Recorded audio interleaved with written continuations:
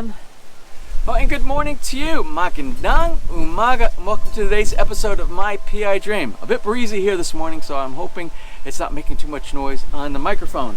Well, anyway, this is another special update edition of My PI Dream to give you some updates on what's happened in the past 24 hours here in this area of the Philippines. I'll get to more of that information in just a minute, as well as I'm going to give you some hopefully helpful tips about tracking any of the problems associated with the Taal Volcano eruption, specifically earthquakes. And we're going to do an update this morning about the generous contributions that are coming in on the GoFundMe campaign that I started yesterday. And that will be at the very beginning of today's episode. So let's go ahead and get today's episode started. So without further delay, let's get today's video underway.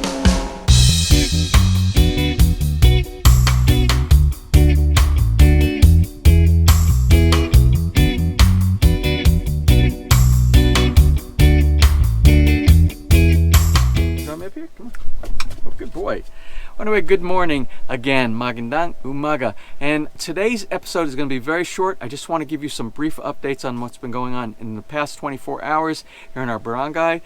Some of the things that we've been monitoring with the Taal Volcano eruption after the event. And also, I want to talk a little bit about a helpful app. If you're interested in monitoring live, not just in our area right here, but natural disasters in live, up-to-the-date moment by moment for earthquake activities, volcano activities, tsunamis, all kind of things like that. I found something very interesting a few days ago, and we've been using it to monitor activities. And we're going to tell you a little bit, or I'm going to tell you a little story about our actual monitoring yesterday. So first off, I want to start by saying thank you very much to all of you who have contributed to the GoFundMe campaign that I started actually yesterday. I have to also apologize for the video that I uploaded yesterday that wasn't very clear on some of the translations of the Tagalog to English, because I know we have a very big viewer base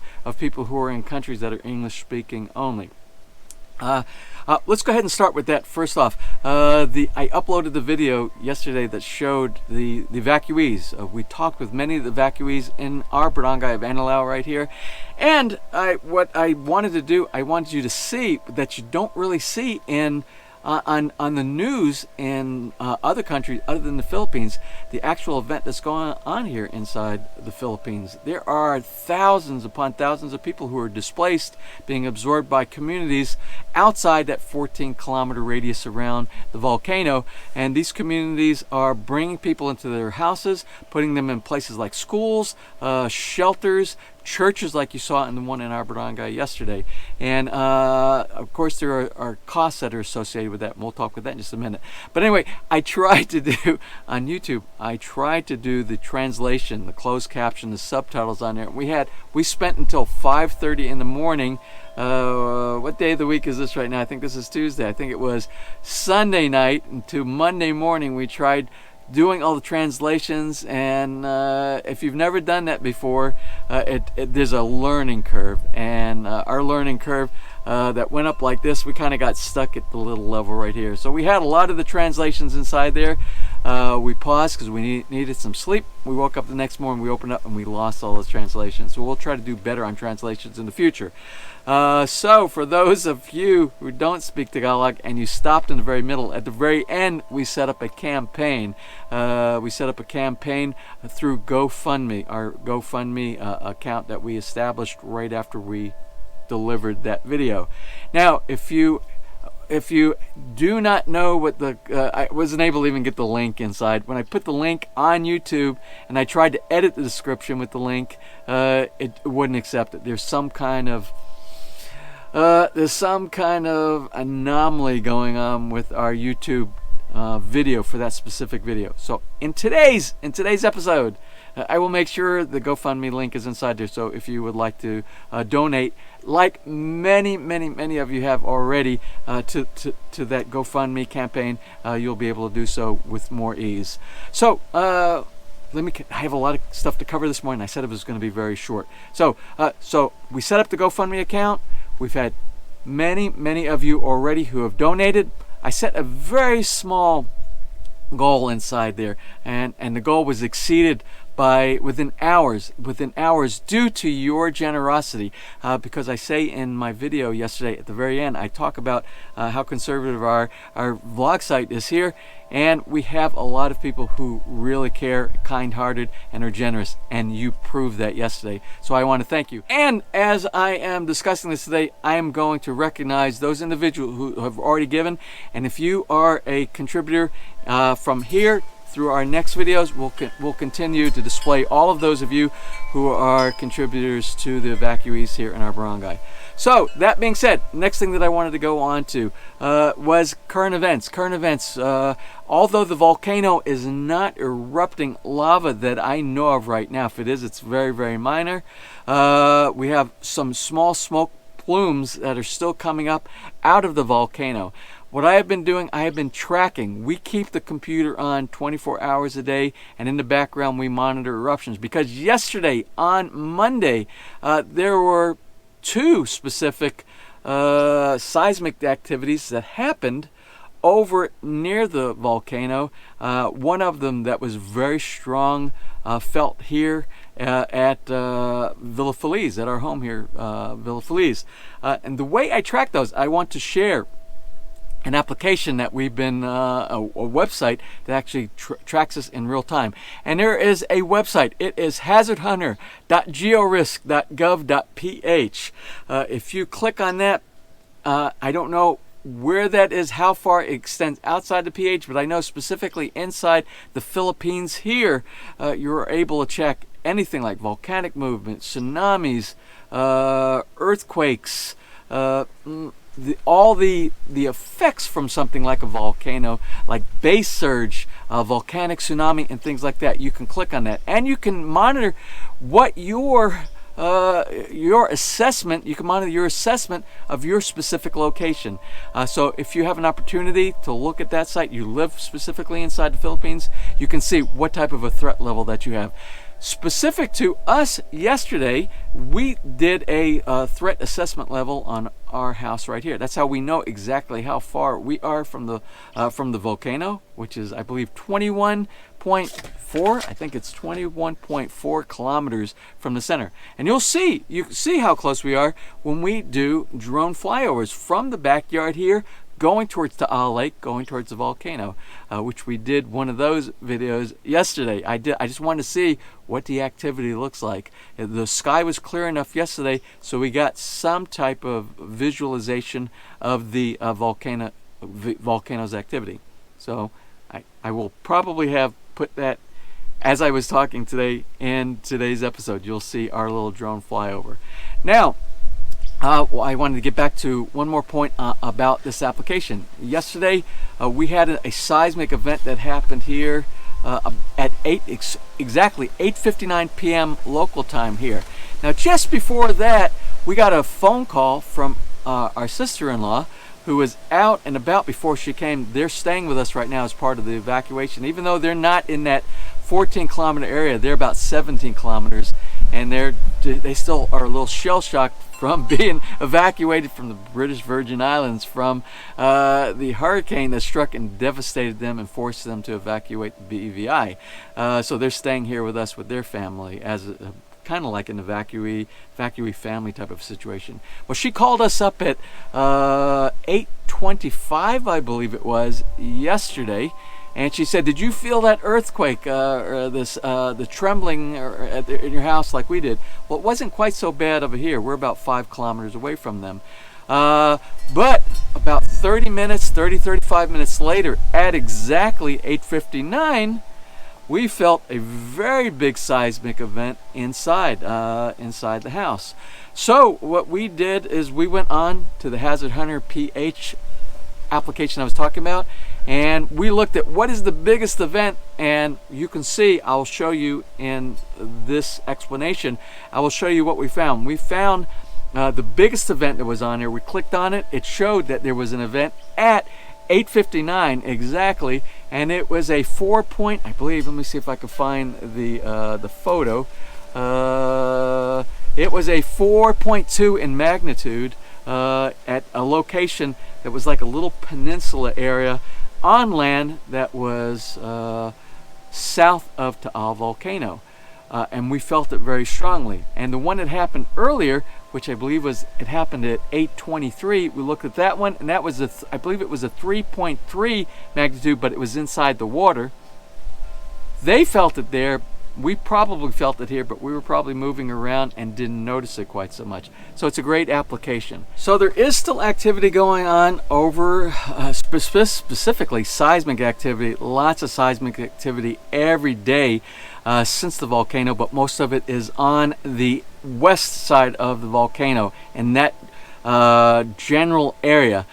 We are on the east side, so thank goodness for us on this side. We don't feel so much seismic activity, but we do feel seismic activity on a daily basis. What does that mean? Who knows? The best guesses are there's a potential for another major catastrophic type of an event. And what the government is doing, they're continuing to do the evacuation every day for the past 3 days. We've been hearing, and you can see they fly very low level across our house right here. You can see the rescue helicopters going into the Taal area and helping with the extraction of evacuees, probably in places where they don't have an easy way to get out of that area. So anyway, there is still things going on. We still have people that are evacuated in different areas. What's kind of strange, ironic, is they keep moving them into areas, into shelters, and those shelters keep getting full, so they keep pushing out and out and out, where basically each one of those areas have to rely on the next connecting barangay community to help with the evacuees. I think we're probably much near our max right now. We have 101 families that consist of 501 individual people, family members that are in our area. I'll try to continue doing updates. Now, we went yesterday, we delivered medical. We delivered a full box of children's medicine that was generously donated by my sister-in-law and her organization. She also works with relief inside the Philippines for people who are in poor areas, or when there happens to have a natural disaster type event such as this one right here. So she was able, from her organization, deliver that to us. What we did is we delivered that over to the barangay, over Barangay Hall, and they graciously accepted that donation. Now let's get back to the GoFundMe account.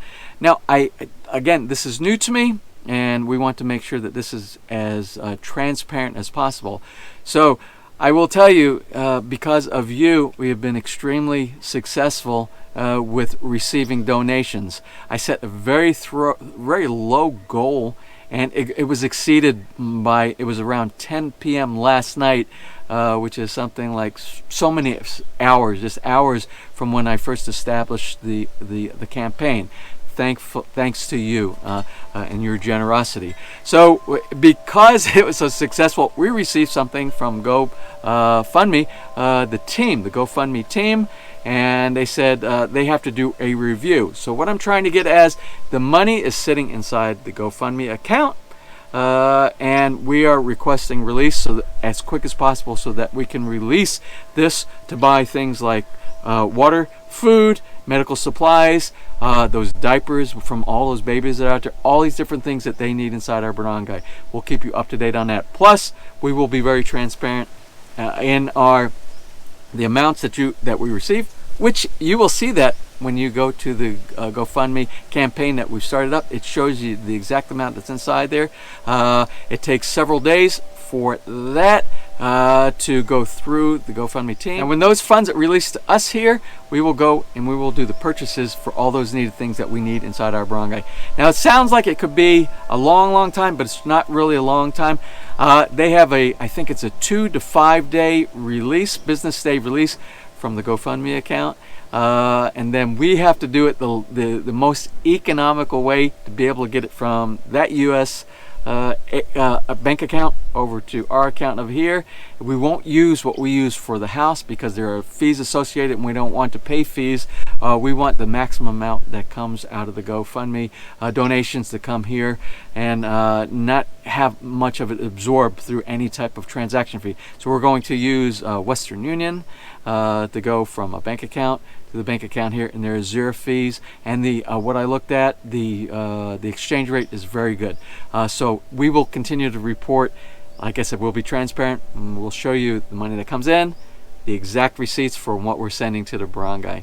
Okay, that was long, but it's necessary. Those are things that need to be done for explanation, so that you know that your money is being spent wisely and going to the proper people without any problems in between. No middlemen. Okay, so that's that portion right there. Now, I normally conclude my video by saying the like, share, subscribe section inside there, but that is not quite so important for today's video. But what is important out of those three is the share. If you have an opportunity to share today's video or the previous videos that we have been doing on the impact of the Taal volcano with your friends and family, and can get them to join up with the rest of the folks who are already engaged in helping out with the evacuees, please do. So I'm going to close for today. You have a wonderful and blessed day.